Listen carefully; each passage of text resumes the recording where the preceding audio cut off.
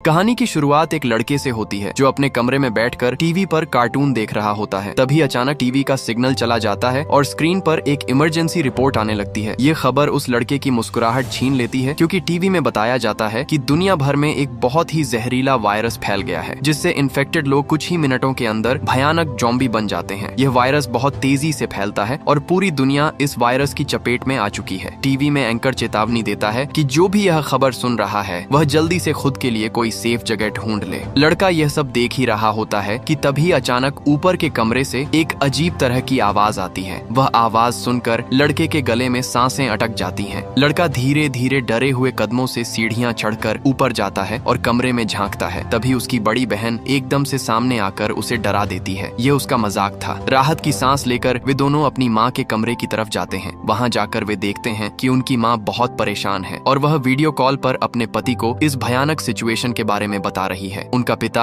जो एक पायलट है उन्हें चेतावनी देता है कि वह अभी वापस नहीं आ सकता, पर वो सभी किसी सुरक्षित जगह ढूंढकर वहां चले जाएं। स्क्रीन पर पिता अपने हाथ में पहना हुआ एक लकी ब्रेसलेट अपने बच्चों को दिखाता है। ये वही ब्रेसलेट होता है जो उसकी बेटी एबिगेल ने बनाई थी। ये देखकर एबिगेल बहुत खुश हो जाती है और उसे उम्मीद मिलती है, लेकिन तभी उन्हें बाहर से लोगों के चिल्लाने और चीखने की डरावनी आवाजें सुनाई देने लगती हैं। माँ तुरंत फोन रखती है और जल्दी जल्दी सामान इकट्ठा करने लगती है। वह एक पल भी गवाए बिना अपने दोनों बच्चों को लेकर घर से बाहर निकलती है। वे तीनों भागते हुए अपनी कार की तरफ बढ़ते हैं। जैसे ही वे कार का दरवाजा खोलकर बैठने वाले होते हैं, अचानक कहीं से एक खूंखार ज़ॉम्बी उन बच्चों की मां पर अटैक कर देता है। ये सब इतनी तेजी से होता है कि किसी को संभलने का मौका नहीं मिलता। डर के मारे नन्ही एबिगेल जल्दी से कार के नीचे छुप जाती है। वह अपनी आंखों के सामने कार के नीचे से देखती है कि वह ज़ॉम्बी उसकी मां को नोच रहा है। कुछ ही पलों में उसका छोटा भाई और मां दोनों उस ज़ॉम्बी के हाथों मारे जाते हैं। एबिगेल अपनी सांसें रोककर वहां दुबकी रहती है। खुशकिस्मती से वह ज़ॉम्बी उस छोटी बच्ची को देख नहीं पाता और वहां से चला जाता है। यह छोटी लड़की डर से कांप रही होती है कि तभी वह देखती है कि उसकी माँ का शरीर अजीब हरकत करने लगा है। वायरस की वजह से उसकी माँ भी अब एक ज़ॉम्बी बन चुकी है। माँ अपनी ही बेटी को कार के नीचे देखकर उसकी तरफ लपकती है। इससे पहले कि वह अपनी बेटी को मार पाती, ठीक उसी समय एक अनजान आदमी जिसका नाम जैक है मसीहा बनकर वहाँ आता है। जैक तुरंत अपनी बंदूक से एबिगेल की ज़ॉम्बी बन चुकी माँ को गोली मार देता है और एबिगेल को कार के नीचे से बाहर खींच लेता है। तभी वे देखते हैं कि एबिगेल का छोटा भाई भी ज़ॉम्बी में कन्वर्ट हो रहा है। जैक उस बच्ची को अपनी आंखें और कान बंद करने के लिए कहता है और उसके ज़ॉम्बी बन चुके छोटे भाई को भी गोली मार देता है। जैक उस अकेली बच्ची का हाथ पकड़ता है और उसे वहां से ले जाता है। वक्त गुजरता है और अब 10 साल बाद का मंजर सामने आता है। ज़ॉम्बी वायरस की वजह से इंसानी सभ्यता पूरी तरह से बर्बाद हो चुकी है। कभी रोशनी से चमकने वाले शहर अब वीरान खंडहर बन चुके हैं। अब तक लगभग सारे इंसान या तो मर चुके हैं या फिर ज़ॉम्बी बनकर इधर उधर भटक रहे हैं। इस वीरान दुनिया में एबिगेल अब बड़ी हो चुकी है। उस दिन से लेकर अब तक एबिगेल जैक की देखरेख में पली बढ़ी है। जैक ने उसे ट्रेन करके ज़ॉम्बीज से लड़ना, हथियार चलाना और खुद को बचाना सिखा दिया है। एबिगेल जानती है कि अगर उस दिन उसकी लाइफ में जैक नहीं आता तो वह अब तक मर चुकी होती। इसीलिए वह जैक को अपना पिता मानती है। इतने सालों तक जंगल में अकेले रहने के बाद एबिगेल को बहुत अकेलापन महसूस हो रहा होता है। उसकी सबसे बड़ी इच्छा है कि उसे कोई इंसानी बस्ती मिल जाए जहां वह बाकी लोगों के साथ मिलजुल कर रह सके।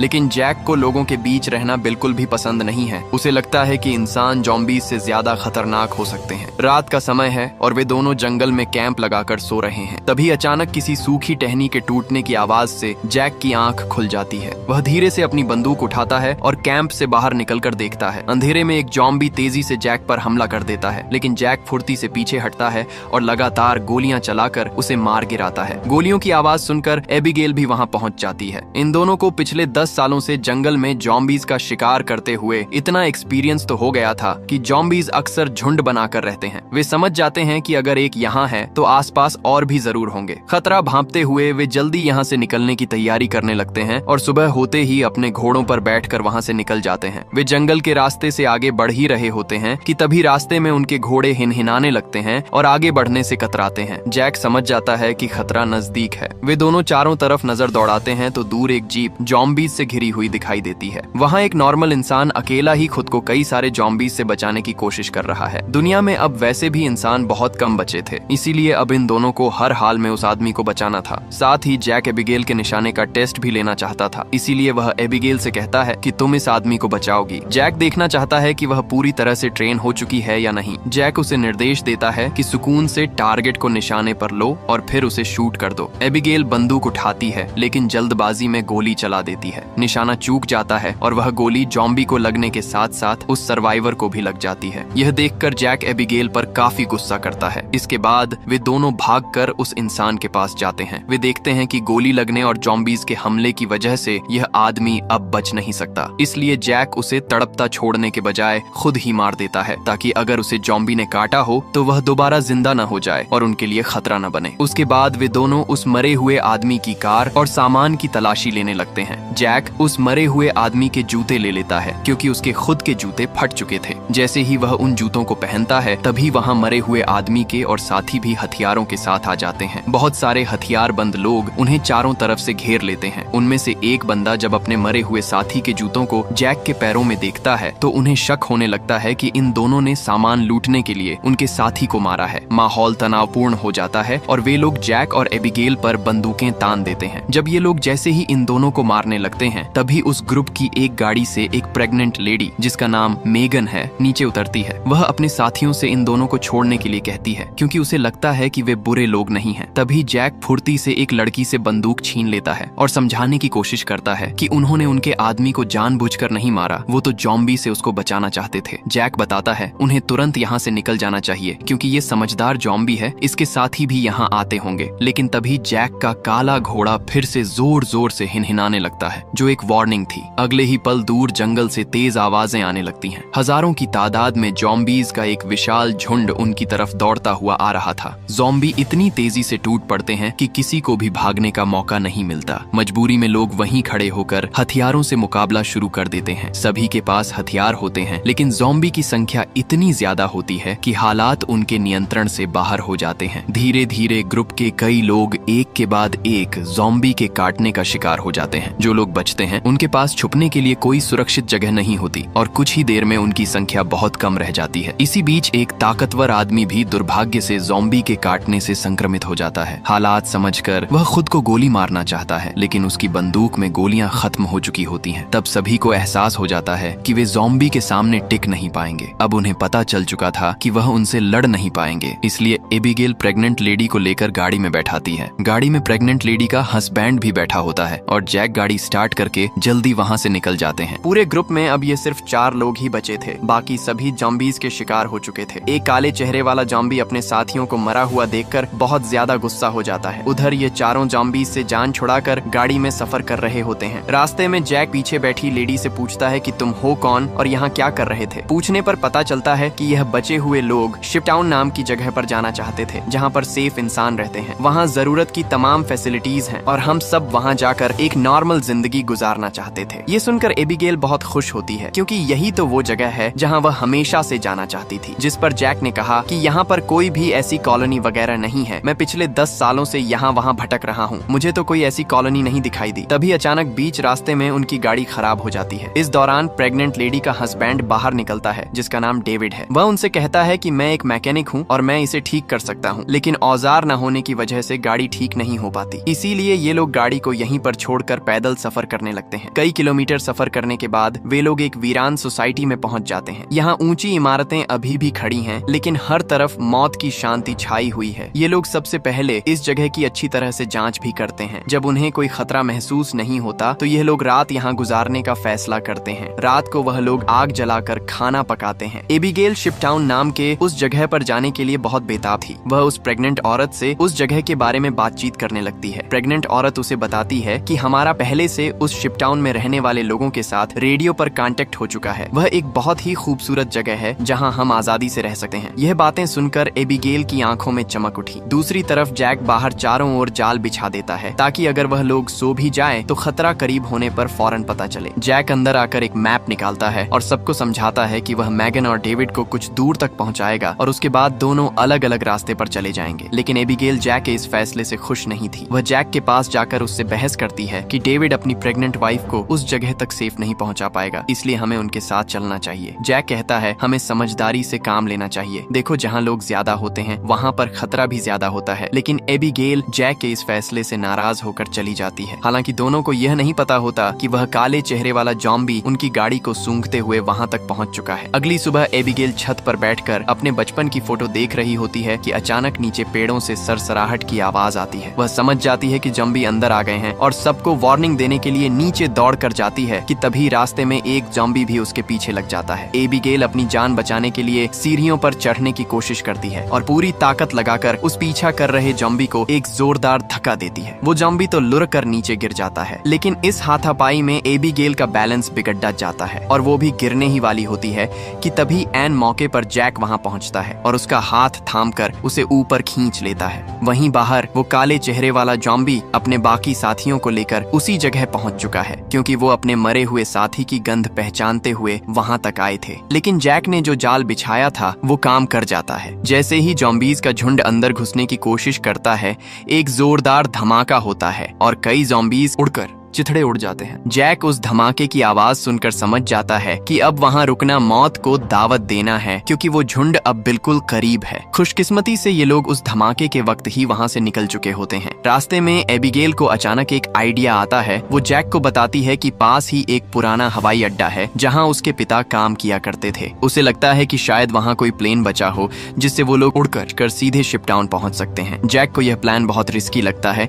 वो साफ कहता है कि एयरपोर्ट एक खुली जगह है और अगर वहां हम गिर गए तो भागने का कोई रास्ता नहीं मिलेगा, और इसकी भी क्या गारंटी है कि वहां कोई प्लेन मिलेगा भी या नहीं। लेकिन एबिगेल की जिद और उम्मीद देखकर जैक मान जाता है। जब वो एयरपोर्ट पहुंचते हैं तो वहां सन्नाटा पसरा होता है और रनवे एकदम खाली पड़ा होता है। जैक की बात सच साबित होती है। वहां दूर दूर तक कोई जहाज नहीं दिखता, लेकिन उनकी किस्मत तब पलटती है जब वो एक पुराने बंद गैराज का शटर उठाते हैं। अंदर एक छोटा हवाई जहाज खड़ा था। ये देखकर सबकी आंखों में चमक आ जाती है, लेकिन समस्या यह थी कि वो जहाज सालों से बंद पड़ा था। मैकेनिक डेविड फौरन इंजन चेक करता है और कहता है कि इसे चालू करने में उसे 10-15 मिनट लगेंगे। अब वक्त बहुत कम था। डेविड तेजी से औजार लेकर इंजन ठीक करने में जुट जाता है, जबकि जैक और एबिगेल आसपास पहरा देने लगते हैं। तभी जैक दूरबीन से देखता है कि सैकड़ों जॉम्बीज पागलों की तरह उनकी तरफ दौड़े चले आ रहे हैं। वो चिल्लाकर सबको वार्न करता है कि हमारे पास वक्त खत्म हो चुका है, हमें अभी निकलना होगा। एबिगेल बिना एक पल गंवाए पायलट की सीट पर कूदकर बैठ जाती है। उसके पिता पायलट थे, इसीलिए उसने बचपन में कॉकपिट के कंट्रोल को समझी ली थी और वही धुंधली यादें आज उसके काम आने वाली थीं। बाहर जैक अपनी गन से गोलियों की बौछार कर देता है ताकि उन राक्षसों को प्लेन के करीब आने से रोका जा सके। एबिगेल कांपते हाथों से इंजन स्टार्ट करती है। प्रोपेलर घूमता है, मगर जॉम्बीज अब बिल्कुल प्लेन के दरवाजे तक पहुंच चुके हैं। एक जॉम्बी तो लटक भी जाता है, जिसे जैक सटीक निशाना लगाकर नीचे गिरा देता है और प्लेन हवा में उड़ने लगता है। जहाज के टेक ऑफ करते ही सबके चेहरों पर राहत की सांस आती है। उन्हें लगता है कि अब वो सुरक्षित हैं, लेकिन यह खुशी बस कुछ पलों की ही मेहमान साबित होती है। जैसे ही प्लेन कुछ ऊपर जाता है, इंजन से काला धुआं निकलने लगता है, क्योंकि 10 साल से बंद पड़ी मशीन ने जवाब दे दिया था। इंजन में एक धमाका होता है और प्लेन तेजी से नीचे गिरने लगता है। जैक अपनी सूझबूझ का इस्तेमाल करता है और प्लेन को पेड़ों के ऊपर क्रैश लैंड कराता है। झटके तो बहुत लगते हैं, प्लेन के परखच्चे उड़ जाते हैं, लेकिन खुशकिस्मती से किसी को जानलेवा चोट नहीं आती। अब उनके पास पैदल चलने के सिवाय कोई चारा नहीं बचा था। वो लोग अपना सामान उठाते हैं और फिर से एक अनजान सफर पर निकल पड़ते हैं। मीलों पैदल चलने के बाद वो एक वीरान रेलवे स्टेशन पर पहुंचते हैं, जहां टूटी फूटी बोगियां खड़ी थीं। रात हो चुकी थी और चारों तरफ गहरा अंधेरा था। जैक पूरे इलाके को स्कैन करता है और जब तसल्ली हो जाती है कि वहां कोई खतरा नहीं है, तो वो वहीं रात गुजारने का फैसला करते हैं। वो लोग मैप चेक करते हैं तो पता चलता है कि शिपटाउन अब बस 2 दिन की दूरी पर है। उसी रात वो प्रेग्नेंट लेडी मैगन जैक के पास आती है और उसका शुक्रिया अदा करती है। वो कहती है कि अगर तुम नहीं होते तो हम कब के मारे गए होते। उसकी बातें सुनकर पत्थर दिल जैक भी पिघलने लगता है। वो मैगन को अपने सीने में दबे उस राज को बताता है जिसने उसे इतना कठोर बना दिया था। वो बताता है कि 10 साल पहले जब ये वायरस फैला था तो उसकी अपनी पत्नी इन्फेक्टेड हो गई थी और उसे अपनी ही हाथों से अपनी पत्नी को गोली मारनी पड़ी थी। उस दिन जैक के अंदर का इंसान मर गया था, लेकिन आज मैगन को देखकर उसे फिर से एक मकसद मिल गया है। वो वादा करता है कि वो मैगन को सही सलामत शिपटाउन पहुंचाकर ही दम लेगा। वहीं दूसरी तरफ अंधेरे में एक और ड्रामा चल रहा था। मैगन का पति डेविड अपनी पिस्तौल अपने सिर पर रखकर खुदकुशी करने की कोशिश कर रहा था। दरअसल उस अफरा तफरी में एक जॉम्बी ने उसके पैर पर काट लिया था। हालांकि जख्म छोटा था, इसलिए वायरस अपना असर दिखाने में वक्त ले रहा था। डेविड जानता था कि वो जल्द ही एक दरिंदा बन जाएगा, लेकिन वो अपनी पत्नी को अकेला नहीं छोड़ना चाहता था। उसने फैसला किया कि जब तक उसके शरीर में जान है वो अपनी पत्नी को शिपटाउन के गेट तक छोड़कर आएगा, उसके बाद खुद को खत्म कर लेगा। अगली सुबह जब वो लोग फिर से चलने लगते हैं तो जैक की अनुभवी नजरों से डेविड की लड़खड़ाहट छुप नहीं पाती। जैक को शक हो जाता है। जैक डेविड को पकड़कर सबकी नजरों से दूर ले जाता है और उसकी पैंट ऊपर करके देखता है। वहाँ वो बुरी चोट के निशान साफ दिखाई देते हैं। जैक तुरंत अपनी गन डेविड के माथे पर तान देता है और पूछता है कि तुम खुद मरना पसंद करोगे या मैं अपना काम करूं। डेविड कहता है कि मैं किसी को नुकसान नहीं पहुंचाऊंगा, मैं बस अपनी पत्नी को सुरक्षित देखना चाहता हूँ। जैसे ही मुझे लगेगा कि मैं अपना आप को खो रहा हूँ, मैं खुद को गोली मार लूंगा। डेविड की आंखों में सच्चाई देखकर जैक उसे एक मौका देने का फैसला करता है। सफर जारी रहता है और चलते चलते फिर से रात हो जाती है। तभी उन्हें जंगल के बीचों बीच एक घर दिखाई देता है। ये घर वहाँ होना अजीब था। जैक चौकन्ना होकर बंदूक तानते हुए आगे बढ़ता है। जैसे ही वो घर के करीब पहुँचते हैं, अचानक एक तेज स्पॉटलाइट उनकी आंखों पर पड़ती है और स्पीकर पर एक भारी आवाज गूंजती है, अपने हथियार नीचे डाल दो वरना गोलियों से छलनी कर दिए जाओगे। जैक समझ जाता है कि अंदर कोई इंसान है। एबिगेल हिम्मत करके आगे आती है और चिल्लाकर कहती है कि हम किसी को चोट पहुंचाने नहीं आए, हमें बस मदद चाहिए। हमारे साथ एक प्रेग्नेंट औरत है। तभी दरवाजा खुलता है और एक अधेड़ उम्र का आदमी बाहर आता है। वो खुद को एक साइंटिस्ट बताता है और कहता है कि तुम लोग यहाँ सुरक्षित हो, बस अपनी बंदूकें बाहर छोड़ आओ। शर्त मानकर वो लोग अंदर जाते हैं, जहाँ वो आदमी उनका बहुत गर्मजोशी से स्वागत करता है। साइंटिस्ट बताता है वो इस जगह से इसलिए छोड़कर नहीं गया, यहाँ उसको रिसर्च करने में बहुत आसानी रहती है। साइंटिस्ट सभी को खाना भी देता है। वहाँ डाइनिंग टेबल पर तरह तरह का खाना सजा हुआ था, ऐसा खाना जो उन्होंने शायद पिछले 10 सालों में नहीं देखा था। भूखे भेदियों की तरह वो खाने पर टूट पड़ते हैं, लेकिन बातों बातों में साइंटिस्ट कुछ अजीब बातें करने लगता है। वो कहता है कि यह वायरस दरअसल बुरा नहीं है, ये तो इंसानों का अपग्रेड है। वो पागलों की तरह समझाता है कि कमजोर इंसान खत्म हो जाएंगे और सिर्फ ताकतवर ही ज़ॉम्बी बनकर राज करेंगे। उसकी यह बातें सुनकर जैक और बाकी लोगों को खटकने लगता है। उन्हें महसूस होता है कि यह आदमी सामान्य नहीं है। तभी डेविड की तबीयत बिगड़ने लगती है। वायरस अब तेजी से अपना असर दिखा रहा था। वो वॉशरूम में जाता है और आईने में देखता है। उसकी नसें काली पड़ चुकी थीं और आंखें खून जैसी लाल हो रही थीं। वो समझ जाता है कि उसका वक्त पूरा हो चुका है। जब वो वापस हॉल में आता है तो देखता है कि जैक, एबिगेल और मैगन बेहोश होकर सोफे पर पड़े हैं। उस साइंटिस्ट ने उनकी ड्रिंक्स में बेहोशी की दवा मिला दी थी। डेविड गुस्से में उस साइंटिस्ट पर झपटता है, लेकिन वो साइंटिस्ट रिमोट डिवाइस का एक बटन दबा देता है। बटन दबते ही डेविड के शरीर को एक जोरदार झटका लगता है। वो बेबस होकर जमीन पर गिर पड़ता है। साइंटिस्ट एक शैतानी हंसी के साथ बताता है कि उसने सालों की मेहनत से एक ऐसी डिवाइस बनाई है जो ज़ॉम्बीज के दिमाग को कंट्रोल कर सकती है। अब उसे ज़ॉम्बीज से डरने की जरूरत नहीं, बल्कि वो उनका राजा है। डेविड की आंखों के सामने अंधेरा छाने लगता है। जब दोबारा उसकी आंख खुलती है तो वो खुद को और अपने साथियों को रस्सियों से बंधा हुआ पाता है। वो एक प्रयोगशाला जैसी जगह थी। साइंटिस्ट उनके सामने खड़ा होकर कहता है कि अब तुम मेरे एक्सपेरिमेंट का हिस्सा बनोगे। और फिर वो उनसे पूछता है, क्या तुम मेरी पत्नी से मिलना चाहोगे? वो एक पिंजरे की तरफ इशारा करता है जिसके अंदर एक खूंखार ज़ॉम्बी औरत कैद थी। यह उसी साइंटिस्ट की पत्नी थी जिस पर उसने अपने पागलपन भरे प्रयोग किए थे। वो साइंटिस्ट उस पिंजरे का दरवाजा खोल देता है। ज़ॉम्बी बनी उसकी पत्नी गुर्राते हुए बाहर आती है और साइंटिस्ट पर हमला करने लगती है, पर साइंटिस्ट बटन दबाता है। ज़ॉम्बी औरत उसके इशारे पर बंधे हुए जैक और बाकी लोगों की तरफ बढ़ने लगती है। ज़ॉम्बी बनी वो औरत जैक पर हमला करती है, लेकिन जैक उसे लात मारकर पीछे धकेल देता है। उसी पल डेविड के शरीर में वायरस की ताकत आ जाती है और वो एक झटके में अपनी रस्सियां तोड़कर सबको आजाद कर देता है। यह देख साइंटिस्ट डर कर भाग जाता है। बिना वक्त गंवाए ये चारों बाहर निकलकर साइंटिस्ट की गाड़ी में बैठकर वहां से फरार हो जाते हैं, लेकिन वो पागल साइंटिस्ट अपनी डिवाइस से ज़ॉम्बीज की फौज को उनके पीछे लगा देता है। आगे रास्ता बंद होने की वजह से उन्हें गाड़ी छोड़कर पैदल भागना पड़ता है।